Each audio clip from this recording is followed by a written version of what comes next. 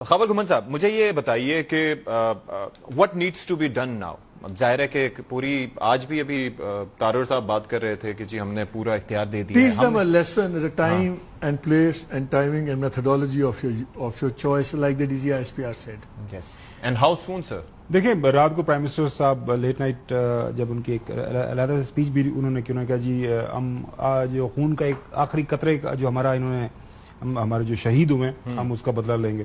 اس کے بعد ہم دیکھ رہے ہیں کہ صبح سے ہم جو ہمارے ڈپٹی پرائم منسٹر ہیں فارن منسٹر صاحب ان کی ایک چھوٹا سا انٹرویو چل رہا ہے DGISPR کی طرف سے بھی آیا کہ ریزرو دا رائٹ، جس طرح بھی آپ نے ابتدائی کے اندر ایکسپلین کیا ہے کہ جو انٹرنیشنل قوانین ہیں ان کے تحت ہمارے پاس یہ رائٹ اویلیبل ہے.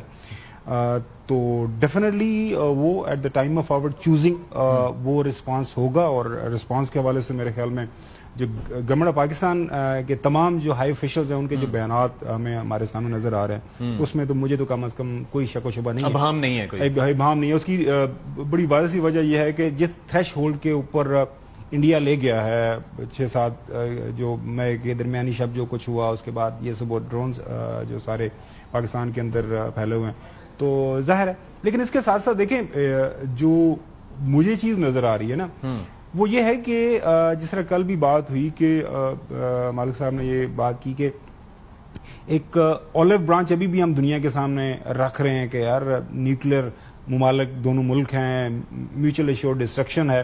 تو اتنا ہمیں تنگ مت کریں کہ ہم اس حد پہ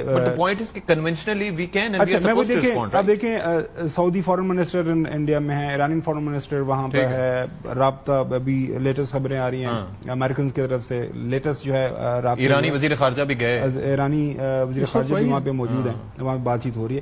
سو اب جو مجھے جو نظر آیا ہے یہ جو ڈرونز والا معاملہ ہے، یس ایک سائیکولوجیکل وار ہے جس طرح پورے پاکستان کے اندر کراچی سے لے کے لاہور، انٹیریئر، سندھ، ہر جگہ کے اوپر چھوٹے چھوٹے ٹارگیٹس انہوں نے چنے ہیں اور وہ کر رہے ہیں. ظاہر اسے عوام کے اندر ایک ظاہر ہے وہ ایک ہوتا ہے امپریشن آتا ہے، فیلنگ سیف والا وہ جو آپ نے بات کی تھی کل. لیکن آئی ٹینڈ ٹو بائی وہ جو بات کی ہے نا کہ جنرل صاحب نے، میرے خیال میں international media, in French intelligence officials, Indian media, Indian officials سارے یہ بات مان رہے ہیں کہ رافیل فرسٹ ٹائم ایور ان کا یہ جو ہائی ٹیک جہاز ہے پرائزڈ پوزیشن جسے کہتے تھے وہ گرا ہے.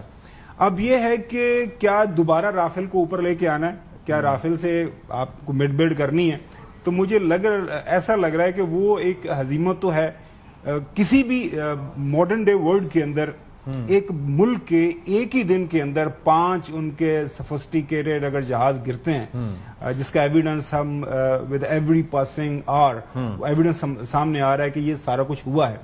تو ظاہر ہے انہوں اپنے ملک کے اندر جو انڈین اس وقت گورنمنٹ ہے، پرائم منسٹر مودی ہے، وہ بھی تھوڑا سا وہ اب لوگوں کو دکھانا ہے، منہ دکھانا ہے، اس کے لیے کیا کرنا ہے.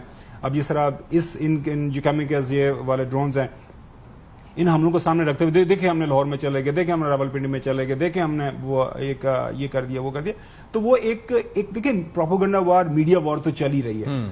آن گراؤنڈ میرے خیال میں اگر میں یہ کہوں کہ ابھی تک ہمارا رسپانس بڑا میئر ویل کیلکولیٹڈ رہا ہے، اور میرے خیال میں اسی ویل کیلکولیٹڈ میئر رسپانس سے جانا چاہیے. دیکھیں it's a matter of timing ہوتی ہے کہ وہ پرووک کر رہے ہیں، پرووک اس طرح کرنے کی کوشش کر رہے ہیں کہ ہم اندر گھسیں یا ہم اندر جا کے ان کے ساتھ کوئی ایسی حرکت کریں.